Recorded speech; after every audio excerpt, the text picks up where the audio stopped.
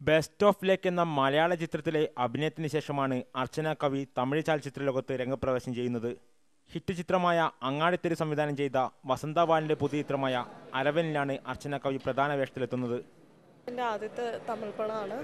ഇതിൽ എൻ്റെ ക്യാരക്ടറിൻ്റെ പേര് ചിംട്ടിയാണ്. അവൾ ഭയങ്കര ബോൾഡ് ഒരു ക്യാരക്ടറാണ്. ഭയങ്കര ഒരു നാട്ടിലത്തെ കക്കുന്ന ആൾക്കാരുടെ ഒരു ബേസ്ഡ് സ്റ്റോറിയാണ്. അപ്പോൾ അതിൽ പ്ലാനൊക്കെ ഉണ്ടാക്കുന്നൊരു കുട്ടിയാണ്. അത് കൂടാതെ 18th സെഞ്ച്വറി ബേസ്ഡ് ഒരു ഫിലിമാണ്. അപ്പോൾ അങ്ങനത്തെ ഒരു ക്യാരക്ടർ എനിക്ക് ചെയ്യാൻ കിട്ടിയത് തന്നെ ഞാൻ ഭയങ്കര എക്സൈറ്റഡ് ആണ്. മൃഗം, ഈരം തുടങ്ങിയ ചിത്രത്തിൽ നായകവേഷം അവതരിപ്പിച്ച ആദ്യയാണ് ചിത്രത്തിൽ നായകനായി അഭിനയിക്കുന്നത്. അർച്ചന കവിക്കൊപ്പം ധൻസികയും പ്രധാന നായിക കഥാപാത്രത്തെ അവതരിപ്പിക്കുന്നു.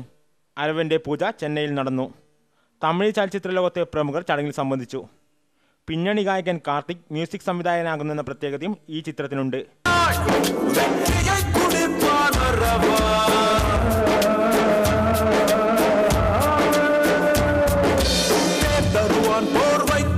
സിദ്ധാർത്ഥാണ് ചിത്രത്തിന്റെ ഛായാഗ്രാഹകൻ.